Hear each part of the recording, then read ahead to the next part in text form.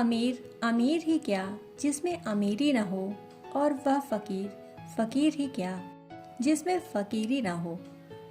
यह उक्ति स्वामी पवित्रानंद के जीवन से पूर्णतः प्रस्फुटित होती थी। पवित्रानंद का पूर्व नाम अमीरचंद सेन था। अमीरचंद के पास अथाह संपदा थी। नौकर चाकर, घोड़े हाथी, सोना चांदी, हीरे माणिक्य आदि की उन्हें कोई कमी न थी। उनका जीवन पूरे शानो शौकत से बीत रहा था। वे काफी पढ़े लिखे भी थे। उनके पास अच्छी खासी बड़ी उपाधियां भी थी। एक दिन उनके नगर में एक स्वामी जी का आगमन हुआ। अलौकिक तेज उनके रोम रोम से प्रस्फुटित हो रहा था। नगर भ्रमण करते हुए अचानक अमीरचंद के घर के पास वे रुक गए, या यूं कहें कि ईश्वर की प्रेरणा से उनके पांव वहीं ठिठक गए। उनके मुख से अलख निरंजन की मधुर ध्वनि उद्धृत हुई।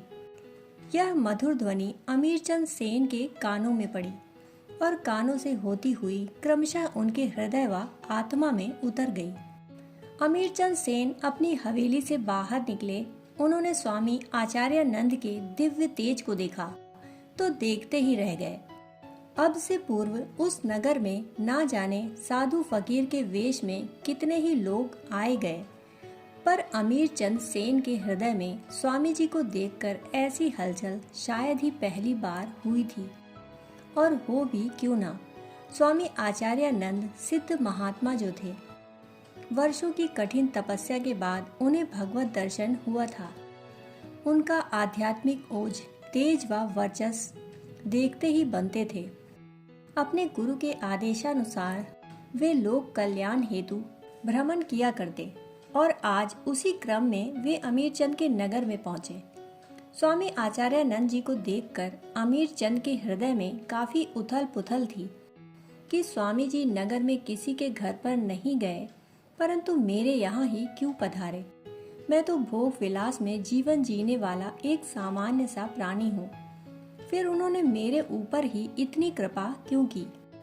यह सोच सोच कर अमीरचंद भाव विह्वल हो गए और स्वामी जी के चरणों में नतमस्तक हो गए। स्वामी जी ने उन्हें हृदय से लगा लिया और बोले, वत्स, तुम्हारा जीवन भोग विलास व अमीरी का प्रदर्शन करने के लिए नहीं हुआ है। तुम्हें तो भगवान लोक कल्याण हेतु अपना यंत्र बनाना चाहते हैं। उन्हीं की प्रेरणा से तो मैं यहाँ आ पहुँचा हूँ। उनकी इच्छा ना होती तो मैं यहाँ आता ही क्यों। स्वामी जी ने पूछा, क्या तुम भगवान का यंत्र बनना चाहोगे? क्या तुम में ईश्वर के मार्ग पर चलने की अभिप्सा है, या अभी भोग विलास में और जीवन व्यतीत करना चाहते हो? ईश्वर की कृपा प्रेरणा से अमीरचंद ने अपने आप को स्वामी जी के चरणों में समर्पित कर दिया और बोले, स्वामी जी, अब मैं अमीरचंद नहीं बल्कि पूरी तरह से आपका हूँ। मैं अपना सब कुछ परित्याग करने को तैयार हूँ।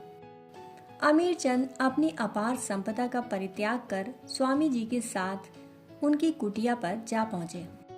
अगले ही दिन शिवरात्रि के पावन अवसर पर आचार्यानंद जी ने अमीरचंद को गुरु दीक्षा दी और उन्हें नया नाम दिया स्वामी पवित्रानंद।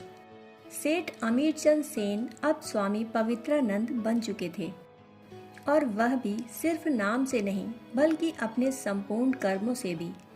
गुरु के मार्गदर्शन में उनकी तप साधना चल पड़ी। त्रिकाल संध्या वंदन, नित्य शास्त्रों का स्वाध्याय, गुरु की सेवा व आश्रम में आए हुए अतिथियों की सेवा करना आदि उनका नित्य का क्रम था। अपने घर पर विविध प्रकार के व्यंजन खाने वाले अमीरचंद अब शाकाहार व अल्पाहार करने लगे थे। सांसारिक विषयों का चिंतन करने वाले अमीरचंद अब ब्रह्म चिंतन करने लगे थे। सुवर्ण सिंहासन पर बैठने वाले अमीरचंद अब जमीन पर कुशा के आसन पर ध्यान में बैठकर शांति और आनंद अनुभव करने लगे थे। हीरे माणिक्य, सोने चांदी से सुसज्जित शैया पर शयन करने वाले अमीरचंद अब धरती पर शयन कर ही गहरी व मीठी निद्रा का आनंद लेने लगे थे। भौतिक संपन्नता तो उनके पास अब न थी, किंतु आत्मिक संपन्नता का अभाव उनके पास न रहा। गुरु के मार्गदर्शन में वे साधना के नित्य नए सोपान चढ़ने लगे। हिमालय की मनोरम वादियों में स्थित आश्रम में साधना, संगीत व शिविरों की श्रृंखलाएं अनवरत रूप से चलने लगी। आश्रम संचालन की समस्त जिम्मेदारियों को अपने हाथों में लेकर उन्होंने मानो अपने गुरु को निश्चिंत कर दिया। गुरु भी ऐसे सच्चे शिष्य को पाकर भाव विह्वल थे। एक दिन अचानक पवित्रानंद की तबीयत खराब हो गई। वे महीनों बिस्तर पर ही पड़े रहे। आश्रम के कुछ साधकों ने उन्हें कई प्रकार के औषधीय उपचार दिए, परंतु उनकी भयंकर पीड़ा जाने का नाम नहीं ले रही थी। पवित्रानंद बड़े दुर्बल हो चले। कभी कभी उनकी पीड़ा इतनी असहनीय हो जाती कि उनकी आंखों से अश्रु बहने लगते। लंबे समय से कष्ट सहते पवित्रानंद ने आखिरकार अपने गुरु के समक्ष माथा टेक कर सिसकियां भरते हुए पूछ ही लिया, गुरुदेव, आखिर भगवान मुझे इतना कष्ट क्यों दे रहे हैं? स्वामी जी बोले, वत्स, इन कष्टों के माध्यम से भी तुम तप ही कर रहे हो, क्योंकि इनसे तुम्हारी चेतना परिष्कृत हो रही है, इसलिए इन्हें सहते जाओ।